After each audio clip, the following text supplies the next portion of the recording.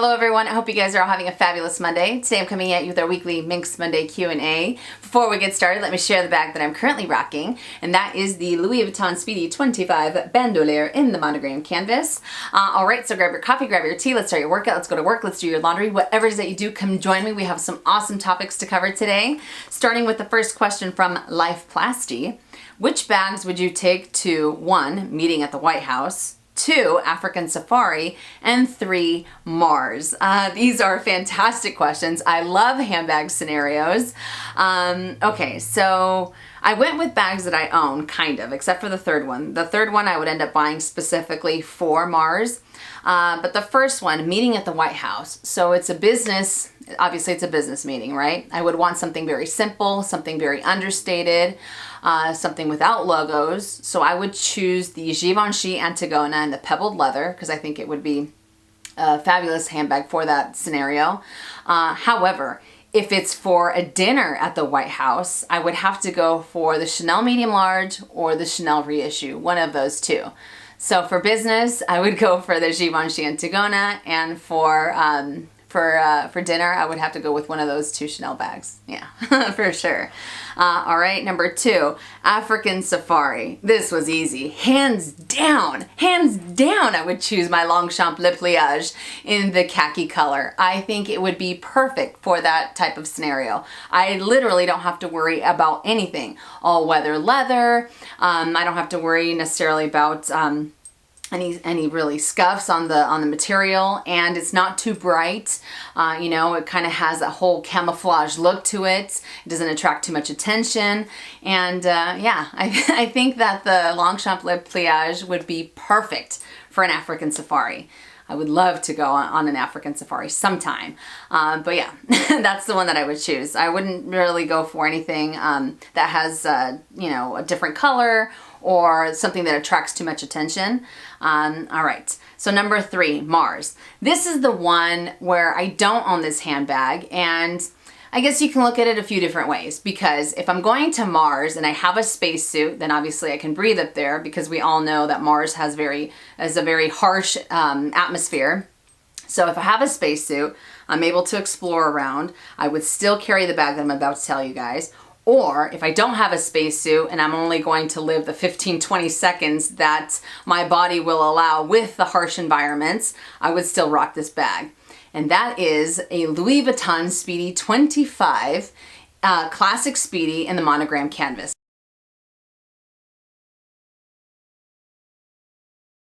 Because it's iconic. It's iconic here, and I want it to be iconic on Mars.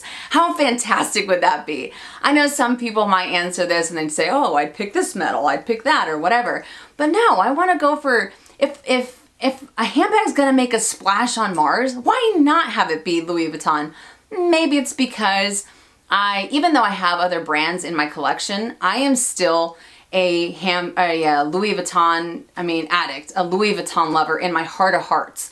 You know, there's no other fashion house, like I've told you guys before, that makes my heart sing louder than that brand.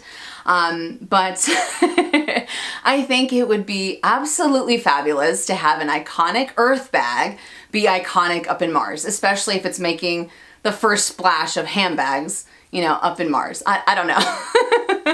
That's what I would end up choosing. So I don't have this bag, but I would choose the 25 monogram Classic Speedy from Louis Vuitton. Like I said, I know a lot of people might end up going for something that's a little bit more practical, or, you know, something, I don't know, something completely different, but nah, I'm gonna go with good old canvas. But I would love to hear your guys' thoughts on this question. What are the 3 bags that you would choose for these scenarios? Like I said, I love handbag scenarios. I think it's so fun, you know, especially if you want to think outside the box about a certain aspect or what have you. But yeah, so 2 of the bags I currently own, and the other one I would specifically buy for my trip to Mars. So fantastic question. I would love to hear you guys' thoughts on the comment section down below, and hopefully I was able to answer it. Next question from Lux Lover VB81. My beautiful reverse pochette Matisse has started to crack at the flat fold. It is less than a year old, so now I am faced with replacing it with the same bag and risking more cracking in the future or replacing it with something else. The Empreinte PM does intrigue me in noir. Is there a whole different crossbody bag that I should totally be looking at? Please, please, Minnie, help me. I really am not sure what to do. I have started my research but need an uninvolved perspective when my heart is just singing away for handbags. I want to make a good decision. This is a fantastic question, and I completely understand where you're coming from because I had the same thing happen to me a few years back with my pochette Matisse, and it kind of made me question if I wanted to even go that route again because I had the option of replacing it with a different bag, or they said that they could repair it, you know, and I just kept thinking, okay, if it already happened once, what's the likelihood that it'll continue to happen, especially when so many people were coming forward that they were experiencing the same thing. So I was just like, oh man, it's not looking good, it's not looking good. But I also outweighed what I love about the bag, you know, and I really wasn't researching any other bag at the moment, you know. I was just dead set on the pochette Matisse because I love almost every aspect about that bag. It checks off all the marks.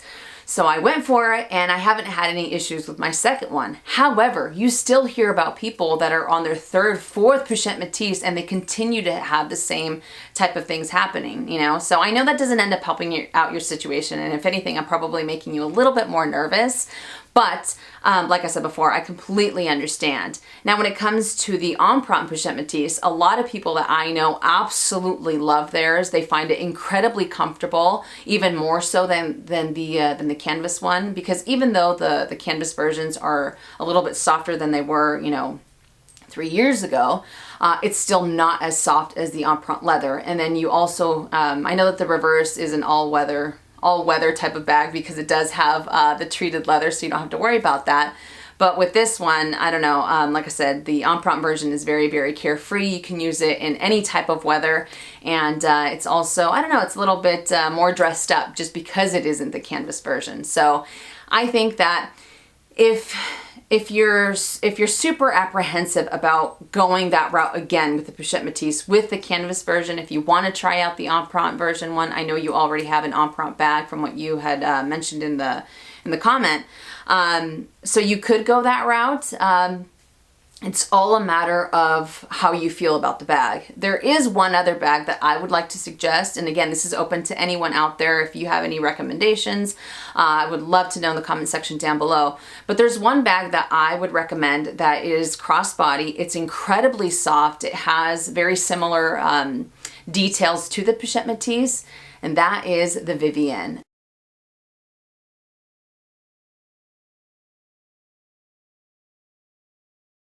You guys know I love this bag. I think it is gorgeous. You know, I'm not the craziest about the price point, but then at the same time, it is an all leather bag. It's very, very soft, but I love the pockets that it has. Very similar to the pochette Matisse. And every single time that I have tried on this bag, with my items or without my items, it is so, so incredibly comfortable. You know, and it's very simple, kind of, even though it does have that LV on the front. But the quality of the leather is just absolutely amazing. So that would be one of my suggestions. If you are still too apprehensive to go with the pochette Matisse, whether you decide to get it repaired or whether you decide to get it replaced with the Empreinte version, if you still have that in the back of your mind that it might end up happening, I'm not saying that it will happen. You never know. You might have the same thing happen, you know, that happened with me. But you might not be able to enjoy it as much because I feel that maybe it's almost like you're waiting for the other shoe to drop, you know, like you wouldn't be able to fully enjoy the bag because you're constantly going to be thinking, okay, is it starting to crack now? Is it starting to crack now? Is this going to happen? Is that going to happen? So if you think that that's more of your personality, not your personality, but more of the route that you might be thinking of, then I would definitely go for a completely different bag. But if you just love everything about the pochette Matisse, if it checks off all the marks, then I say go for it, and hopefully you don't end up experiencing any type of cracking with the second one either. So I reach out to you guys, and if you've had a similar situation, let us know in the comment section down below. What are some of the things that you decided to do, you know? And if you decide to add the reverse one again, or if you decide to get it repaired, then fingers crossed nothing ends up happening to it. So again, I hope that this was helpful, and follow your heart with whatever you decide to do. But fantastic question. Next question from Handbag Crunch. What are your thoughts on the Prada Diagramme line? Great question, and I do have a couple of pictures from this line, and I will insert them right now.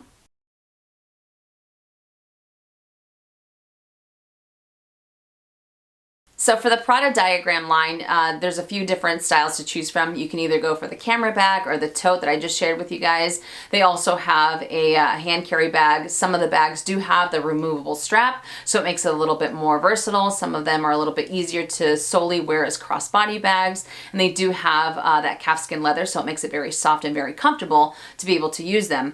However, this bag isn't, or this line really isn't for me, and that's because of two things. Number one, I find that the quilting that it has, it makes it look a little too busy, more so in the larger styles than on the smaller ones. I do appreciate the camera style one just because it's a little bit more simple, even though it does have that type of quilting on there. But I think that on the larger ones, I feel that there's just too much going on. You know, it's almost like it's their interpretation of the Gucci Marmont line, even though with the Marmont line, they have more of the chevron on their quilting, but still, I think that it's kind of similar. So maybe if you're not a fan of Gucci, if you weren't a fan of the Marmont line, but you kind of like that, that detail or that idea of it, and you're a fan of Prada, then I think that this is a really great line to go for. But the other thing, and this is my own craziness, and this is definitely not a knock against anyone who owns, you know, any bag from this collection. I really can't see past the fact that it does have that, it's almost like it's really puffy when it comes to that detailing that I was talking about. And it reminds me of those puffy jackets, you know, like from like a year and a half ago, 2 years ago. You know what I'm talking about? A lot of people wore them in the fall and in the winter, and it was just all about those puffy jackets. And every time I see this bag, that's all I see is the puffy jacket. And I wasn't a fan of those. So I don't know if it's the fact that I can't get past that and kind of appreciate more about this bag, but it kind of hinders me from seeing any more to it. But like I said, it's not a knock against anyone who owns it. If this is your thing, then I say go for it. But just the puffiness and the fact that I think it makes it look a little too busy, it isn't for me. So hopefully I was able to answer your question. Next question from Ju King. Hopefully I said that correctly. Wondering, with all your bag explorations, any Chanel backpacks on your radar? If so, which ones and why? And if not, why or why not give them a run? This is a fabulous question, and I absolutely love Chanel backpacks. I think that they are gorgeous. I love the leather, and when we were in Hawaii, I did have the opportunity to try on a few different ones. I seem to like the Urban Spirit a little bit more. But whether it's on YouTube or Instagram, every time I see them, I think that they're stunning. However, the main reason why I don't foresee myself adding them to my collection, and you know, never say never, I have learned my lesson, anything can always happen. But the main reason why I don't foresee myself adding one is because I'm not too fond of the opening. I find the opening to be somewhat fussy, and to be completely honest, that's kind of what put me off of the Louis Vuitton backpack that I had before. I loved the fact that I can carry so much in there. It was very, very comfortable, but I didn't really like having to deal with the drawstring and the flap. I know some people leave the drawstring a little open and they just, you know, they put the flap on there so it's a little bit more secure, but still I didn't really like that whole, I didn't like that detail of the bag, you know, so I've had that bag twice from Louis Vuitton, and both times I sold it just because I couldn't get past how fussy I found the opening to be. And that's kind of how I feel about the Chanel ones. Even though they're gorgeous, even though they have that stunning leather, that one detail of getting in and out of it is what drives me crazy. For me, I much rather go for something that's a little, that either has one zipper that I can open up that's easy to get into, easy to get into, and maybe has a little bit more structure in that sense. Or maybe if they just had the top flap and not the drawstring closure. I think it would be a little bit better. So unfortunately it is not for me, but I do appreciate them from afar. So hopefully that was able to answer your question. Next question from Ness K. What do you think of the YSL Cabas Tote? Fantastic question. I do have a couple pictures and I will insert those right now. Now this bag, personally, it's not for me. However, I do appreciate some of the details that it has. I love the fact that it's a very simple, a very understated look. I think it would make for a great work bag because it is versatile and it does have quite a bit of compartments. However, the only thing that kind of draws me back as using it for a work bag is because I think it would be incredibly heavy. You have 100% calfskin leather on the exterior and you have suede on the interior. So already on its own, it makes for a heavy bag. So once you start to add items inside, it can make it even heavier, even though it does come with a removable shoulder strap, which is great, but still it just might be a little too heavy. It all depends on what it is that you carry with you. I know it's available in a few different sizes. I believe the price range is anywhere from $1,850 or $1,950 if I'm not mistaken to $2,400, somewhere around there. And it's very similar to the Y tote, and I do believe that the Y Saint Laurent tote was discontinued, and this is the one that kind of took its place. So they did revamp it, and the leather is very, very soft. It might lose its structure over time, but still, I think it's a beautiful bag. Like I said, very, very understated, a great work bag. It just depends upon how much it is that you carry with you. But personally, it is not for me, but I do appreciate what it does offer. So hopefully that was able to answer your question. Next question from Diane Palmenter. I am a Texan currently stuck in New Mexico. Definitely different climates. For right now, my concern is what are the best ways to store my bags in a dry heat climate? I have them in their dust covers sitting on their boxes currently. I know there are concerns in a humid situation like Texas, but are there concerns in the desert besides dust? This is a fabulous question, and I know that New Mexico is a little bit drier from where I am. And I personally haven't had any issues with my handbags, but I would have to say that you'll be okay as long as you mentioned, you have your handbags in their dust bags outside of the boxes, so that way the leather is able to breathe. I would also recommend if they're in a room where it tends to get very, very hot, that also might end up drying out the leather a little too quickly, especially if you don't end up using any type of leather conditioner or anything like that, or if you have your handbags somewhere where it's closer to sunlight. Between the heat and the sunlight, it would also end up drying out the leather a little too much. So as long as you have your handbags in an area where you get quite a bit of ventilation, or whether you have the AC running, I think you'll be okay. But if it's in an enclosed space where it gets very, very hot, that's where I would recommend being a little bit more careful. But that's just my recommendation on on some of the things that I found. I would love to know if any of you guys live in New Mexico or somewhere where it's incredibly dry. What are some of the things that you do for your handbags to prevent them from cracking or from drying out? Like I said, I know some people also use conditioners, and they condition their handbags from time to time if they have that type of climate. But if you're not the type of person to want to add conditioners to your handbag, I'm having such a hard time. If you're the type of person that doesn't want to add conditioners to your handbags and you're in that dry climate, what are some of the things that you end up doing? I feel that just by having them outside of the boxes and in their dust bags, you'll be okay. But I would love to hear anything that you guys, any recommendations that you have in the comment section down below. So hopefully that was able to answer your question. Next question from Melissa M. Are you into the new craze over the Fendi monogram? This is a great, great question. And am I? Absolutely I am. I think it is fabulous. Years ago, I used to have 2 Fendi handbags that had their monogram, and they didn't end up working out for me. After a while, I ended up selling them, but I have been looking at possibly adding something to my collection from this line. I think it is gorgeous, and some people might find it a little bit tacky because of the monogram. But I don't know if it's the fact that it does have the F's all over the place, it makes it a little bit loud. I don't know, but I'm all about it. All about it. I love the coats from this line. I love their shoes from this line, but their handbags, I don't know which ones, which one I want to add to my collection just yet. I feel like I'm all over the place while I'm researching it. But yeah, I do like it. I like the fact that they revamped an old style that they had before, you know, so it's almost like a fresh new take on their collection, or on their line, I should say, on their house. But yeah, I'm definitely digging it. But fantastic question, and hopefully I was able to answer it. Next question from Melanie Torres. Do you ever go shopping at Rodeo Drive for your collection? I've heard it's really prestigious and some employees are snobby. This is a fabulous question, and do I ever go shopping on Rodeo Drive for my collection? I do not.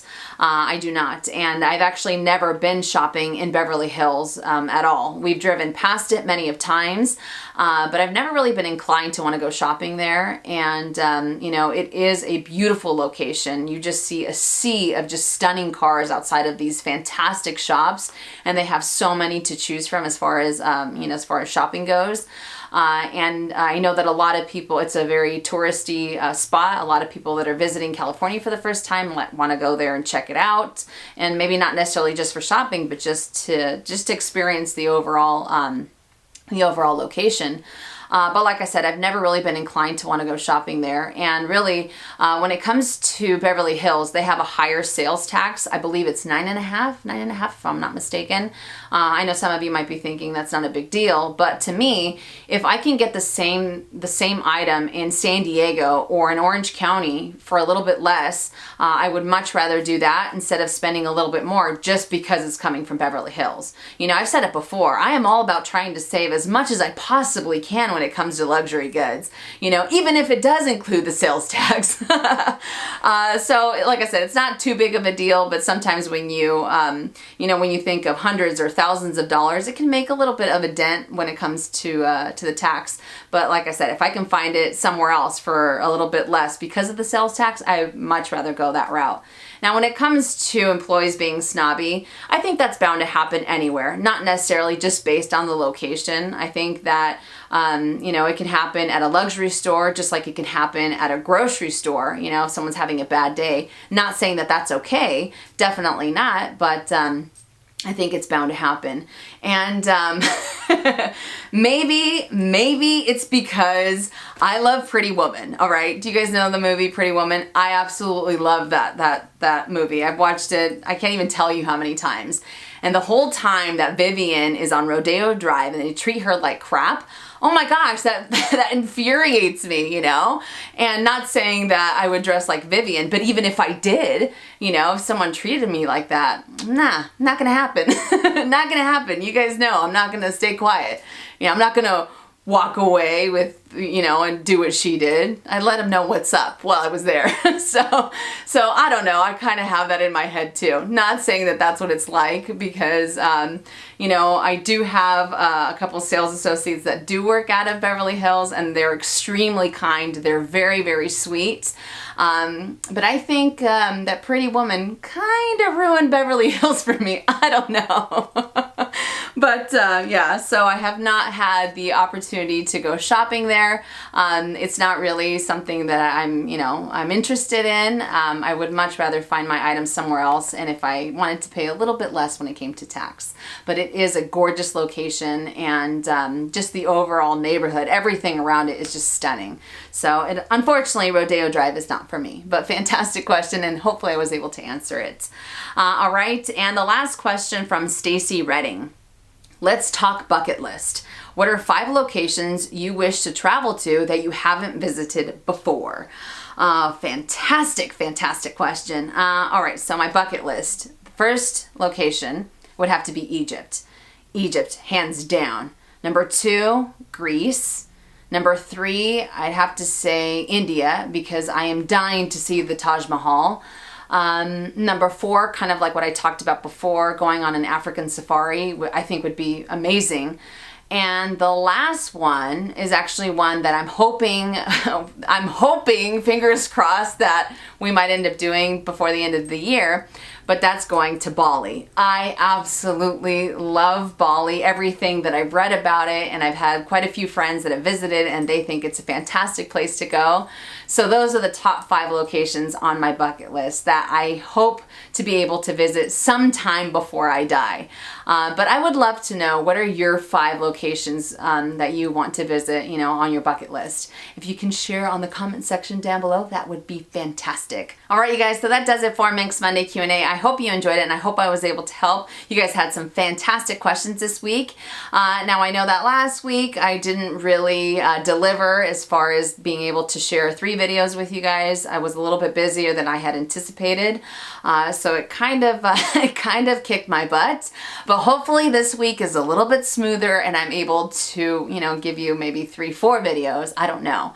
But again, thank you guys so much for watching. If you enjoyed it, make sure and give it a thumbs up. If you haven't already and you would like to, please subscribe to my YouTube channel by clicking on the red button down below and hitting that bell so you're notified when I upload videos, which is anywhere from 2 to 3 times a week. And I will see you guys later. And as always, make it a fabulous day or not, the choice is yours. Have a great day.